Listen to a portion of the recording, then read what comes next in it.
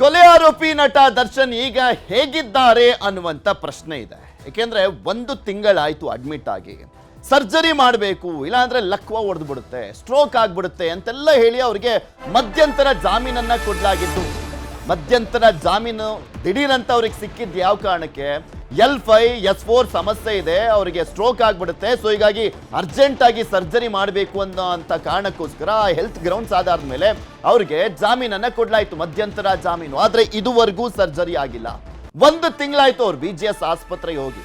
ಹೇಗೆ ಅವರಿಗೆ ಚಿಕಿತ್ಸೆಯನ್ನ ಮಾಡಲಾಗ್ತಾ ಇದೆ? 32 ದಿನ ಆಗಿದೆ. ಅಕ್ಟೋಬರ್ 31ನೇ ತಾರೀಕು ದೀಪಾವಳಿ ಹಬ್ಬದ ಸಂದರ್ಭದಲ್ಲಿ ದರ್ಶನ್ ಹೋಗಿ ಅಡ್ಮಿಟ್ ಆಗಿದ್ದು. ಅವ್ರು ರಿಲೀಸ್ ಆಗಿದ್ದು 29ನೇ ತಾರೀಕು, ಅಡ್ಮಿಟ್ ಆಗಿದ್ದು 31ನೇ ತಾರೀಕು.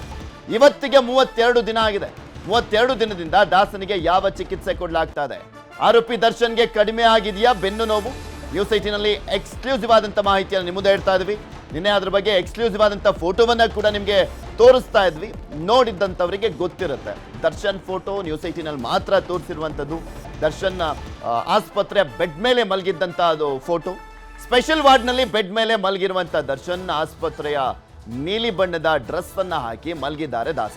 ಆಸ್ಪತ್ರೆ ಬೆಡ್ ಮೇಲೆ ಹಸನ್ಮುಖಿ ಆಗಿರುವಂತ ದರ್ಶನ್. ಇದು ನ್ಯೂಸ್ 18ನ ಬಿಗ್ ಎಕ್ಸ್ಕ್ಲೂಸಿವ್. ಆದ್ರೆ ನಿಮಗೆ ತೋರಿಸ್ತಾ ಇದೀವಲ್ಲ, ಇದು ಯಾರೋ ಅಚಾನಕ್ ಆಗಿ ಎಲ್ಲೋ ಕದ್ದು ಮುಚ್ಚಿ ಫೋಟೋ ತೆಗೆದಿರುವಂತದ್ದಲ್ಲ. ಉದ್ದೇಶಪೂರ್ವಕವಾಗಿಯೇ ಹೇಗಿದ್ದಾರೆ ಅವರು, ಆಸ್ಪತ್ರೆಯಲ್ಲಿ ಹೇಗಿದ್ದಾರೆ, ಯಾವ ರೀತಿಯಾಗಿ ಟ್ರೀಟ್ಮೆಂಟ್ ಪಡೆದುಕೊಳ್ತಾ ಇದ್ದಾರೆ ಅನ್ನುವಂಥ ಒಂದು ಮೆಸೇಜ್ ಅನ್ನ ಪಾಸ್ ಮಾಡುವಂತ ಕಾರಣಕ್ಕೋಸ್ಕರ ಈ ಫೋಟೋವನ್ನ ಕಳಿಸಲಾಗಿದೆಯಾ ಅನ್ನುವಂಥ ಪ್ರಶ್ನೆನೂ ಕೂಡ ಸಹಜವಾಗಿ ಕಾಡ್ತಾ ಇರುವಂತದ್ದು. BGS ಆಸ್ಪತ್ರೆಯಲ್ಲಿ ಹೇಗಿದ್ದಾರೆ ಕಾಟೇರ? ದರ್ಶನ್ ಚೇತರಿಕೆನ ಸರ್ಜರಿ ಮಾಡಬೇಕಾ?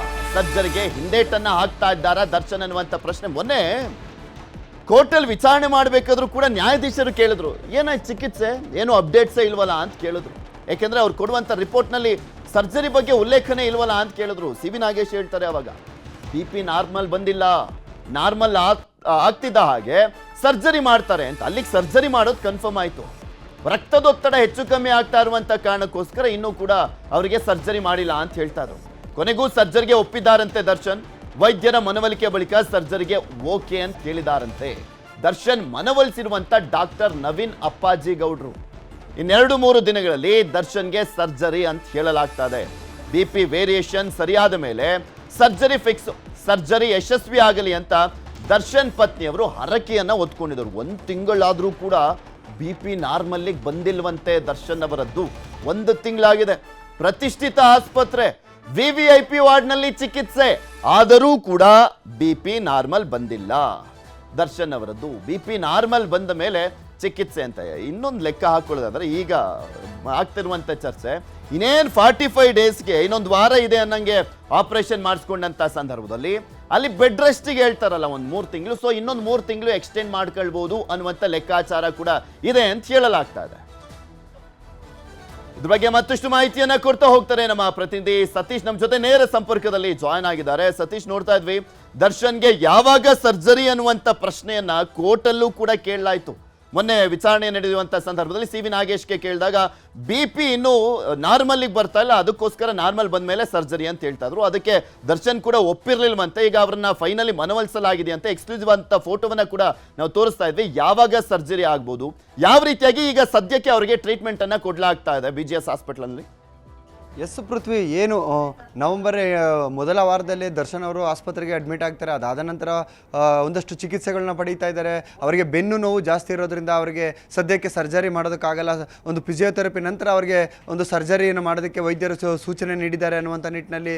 ಸೊ ಜೊತೆಗೆ ಅವರಿಗೆ BP ವೇರಿ ಇರೋದ್ರಿಂದ ಸರ್ಜರಿ ಮಾಡೋಕ್ಕಾಗ್ತಾ ಇಲ್ಲ ಅನ್ನುವಂಥ ನಿಟ್ಟಿನಲ್ಲೂ ಕೂಡ ಅವರ ಪರವಾದಂತಹ ವಾದವನ್ನು ಅವರ ವಕೀಲರಾದಂಥ CV ನಾಗೇಶ್ ಅವರು ಕೂಡ ಮಾಡಿದರು. ಸೊ ಈಗ ಅದರ ಮುಂದುವರಿದ ಭಾಗ ಅಂತಲೇ ಹೇಳ್ಬೋದು. ಈಗ ಇನ್ನು 2-3 ದಿನಗಳಲ್ಲಿ ನಟ ದರ್ಶನ್ ಅವರಿಗೆ ಸರ್ಜರಿಗೆ ಒಂದು ಒಪ್ಪಿಗೆಯನ್ನು ಸೂಚಿಸಿದ್ದಾರೆ. ಅದರಲ್ಲೂ ಕೂಡ ಏನು ದರ್ಶನ್ BGS ಆಸ್ಪತ್ರೆಗೆ ಅಡ್ಮಿಟ್ ಆದ ದಿನದಿಂದನೂ ಕೂಡ ಅವರಿಗೆ ಚಿಕಿತ್ಸೆಯನ್ನು ಕೊಡ್ತಿರುವಂತಹ ನ್ಯೂರೋ ಸರ್ಜನ್ ಆದಂತಹ ಡಾಕ್ಟರ್ ನವೀನ್ ಅಪ್ಪಾಜಿ ಗೌಡ ಅವರ ಒಂದು ಮನವೊಲಿಕೆಯ ನಂತರ ದರ್ಶನ್ ಅವರು ಒಪ್ಕೊಂಡಿದ್ದಾರೆ ಅನ್ನುವಂಥದ್ದು ಒಂದು ಕಡೆ. ಆದರೆ ಸೊ ಇನ್ನು ಈಗಾಗಲೇ ದರ್ಶನ್ ಅವರಿಗೆ ಸರ್ಜರಿ ವಿಚಾರ ಆದರೆ ಒಂದು ಮೆಡಿಕಲ್ ಬೇಲ್ ಸಿಕ್ಕಿ ಒಂದು 6 ವಾರಗಳ ಒಂದು ಬೇಲನ್ನು ಕೋರ್ಟ್ ಮಂಜೂರು ಮಾಡಿತ್ತು. ಅದರಲ್ಲಿ ಈಗಾಗಲೇ 4 ವಾರಗಳು ಮುಗಿದಿದೆ. ಇನ್ನು ಕೇವಲ 2 ವಾರಗಳಷ್ಟೇ ಬಾಕಿ ಇದ್ದು ಈಗಾಗಲೇ 5ನೇ ವಾರಕ್ಕೆ ಕಾಲಿಟ್ಟಿದೆ.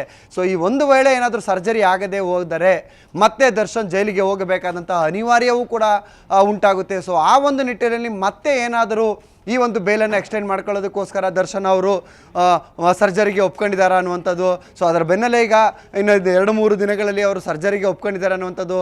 ಸೊ ಅದರ 2-3 ದಿನಗಳ ಹಿಂದೆ ಅಷ್ಟೇ ಕೂಡ ಸಿ ವಿ ನಾಗೇಶ್ ಅವರು ಕೂಡ ಅವರ ಬಿ ಪಿ ಇನ್ನೂ ನಾರ್ಮಲ್ ಬಂದಿಲ್ಲ ಅನ್ನುವಂಥ ಒಂದು ವಾದವನ್ನು ಮಾಡಿದ್ದಾರೆ. ಅದರ ಜೊತೆಗೆ ಇನ್ನು ನಾಳೆ ಕೂಡ ಸರ್ಕಾರಿ ಪರ ವಕೀಲರಾದಂತಹ ಪ್ರಸನ್ನ ಕುಮಾರ್ ಅವರು ಕೂಡ ಈ ಒಂದು ವಿಚಾರವಾಗಿ ವಾದ ಮಾಡ್ತಾರೆ. ಇದೆಲ್ಲವನ್ನು ನೋಡ್ತಾ ಇದ್ರೆ ದರ್ಶನ್ ಅವರು ಕೂಡ ಈಗ ಎಲ್ಲಿ ಬೇಲ್ ಕ್ಯಾನ್ಸಲ್ ಆಗುತ್ತೋ ಅನ್ನುವಂಥ ನಿಟ್ಟಿನಲ್ಲಿ ಏನಾದರೂ ಸೊ ಸರ್ಜರಿಗೆ ಅವರು ಒಪ್ಕೊಂಡಿದ್ದಾರೆ ಅನ್ನುವಂಥ ಒಂದು ವಿಚಾರ ತಿಳಿದು ಬರ್ತಾ ಇರುವಂಥದ್ದು. ಅದರ ಜೊತೆಗೆ ಈಗ ಇನ್ನು ಈ ವಾರದಲ್ಲಿ ಏನಾದರೂ ದರ್ಶನ್ ಅವರಿಗೆ ಒಂದು ವೇಳೆ ಆ ಬಿ ಪಿ ನಾರ್ಮಲ್ ಬಂದಿದ್ದೇ ಆದರೆ ಈ ವಾರವೇ ಅವರು ಸರ್ಜರಿಗೆ ಮುಂದಾಗ್ತಾರೆ ಅನ್ನುವಂಥ ವಿಚಾರ ಇದೆ. ಈ ಒಂದು ನಿಟ್ಟಿನಲ್ಲಿ ಈಗಾಗಲೇ ಅವರ ಮಡದಿ ಏನು ಗಂಡನಿಗೆ ಬೇಲ್ಗೋಸ್ಕರ ಸಾಕಷ್ಟು ದೇವಸ್ಥಾನಗಳಿಗೆ ಹರಕೆ ಕಟ್ಟಿ ಸೊ ತನ್ನ ಗಂಡನಿಗಾಗಿ ಬೇಲ್ ಸಿಗಲಿ ಅನ್ನುವಂಥದ್ದು ದೇವಸ್ಥಾನಗಳ ಕಡೆ ಓಡಾಡಿದ್ರು. ಈಗ ಅದೇ ರೀತಿಯಾಗಿ ಕೂಡ ಯಾವ್ಯಾವ ದೇವಸ್ಥಾನಗಳಿಗೆ ಹೋಗಿ ಬೇಲ್ಗಳಿಗೆ ಸಿಗುವಂಥ ಸಂದರ್ಭದಲ್ಲಿ ಹರಕೆ ಕಟ್ಟು ಬಂದಿದ್ರು. ಈ ಒಂದು ಸರ್ಜರಿ ಕೂಡ ಯಶಸ್ವಿ ಆಗಲಿ ಅನ್ನುವಂಥ ನಿಟ್ಟಿನಲ್ಲಿ ದರ್ಶನ್ ಪತ್ನಿ ವಿಜಯಲಕ್ಷ್ಮಿ ಕೂಡ ಸೊ ದೇವಸ್ಥಾನಗಳ ಮೊರೆ ಹೋಗಿ ಹರಕೆ ಕಟ್ಟಿದ್ದಾರೆ ಅನ್ನುವಂಥ ವಿಚಾರ ಇದೆ. ಸೊ ಆದರೆ ಇದೆಲ್ಲದಕ್ಕೂ ಕೂಡ ಉತ್ತರ ಏನಂತಂದರೆ ನಿಜವಾಗ್ಲೂ ಕೂಡ ದರ್ಶನ್ ಅವರಿಗೆ ಸರ್ಜರಿ ಮಾಡ್ಕೋತಾರ ಇಲ್ವಾ ಅನ್ನೋಂಥದ್ದು ಮುಂದಿನ ದಿನಗಳಲ್ಲಿ, ಅಂದರೆ ಅದರಲ್ಲೂ ಮುಂದಿನ ದಿನ ಅಂದರೆ ಈ ವಾರದಲ್ಲೇ ತಿಳಿಯುತ್ತೆ ಅಂತಲೇ ಹೇಳ್ಬೋದು ಪೃಥ್ವಿ. ಇನ್ನು ಉಳಿದಿರುವಂಥದ್ದು ಬರೀ ಒಂದು 12-13 ದಿನ ಅಷ್ಟೇ ಸತೀಶ್. ಸೊ ಹೀಗಾಗಿ ಕೊನೆ ವಾರದಲ್ಲಿ ಮಾಡಿಸ್ಕೊಂಡಂಥ ಸಂದರ್ಭದಲ್ಲಿ ಇನ್ನೊಂದು 3 ತಿಂಗಳು ಬೆಡ್ ರೆಸ್ಟ್ ಅಂತ ಹೇಳಿದಾಗ ಎಕ್ಸ್ಟೆಂಡ್ ಆಗ್ಬೋದು ಅನ್ನುವಂಥ ನಿರೀಕ್ಷೆಯಲ್ಲಿದ್ದಾರೆ. ಕಾದ್ ನೋಡೋಣ ಏನಾಗುತ್ತೆ ಅಂತ. ಧನ್ಯವಾದ ನಿಮ್ಮೆಲ್ಲ ಮಾಹಿತಿಗಾಗಿ.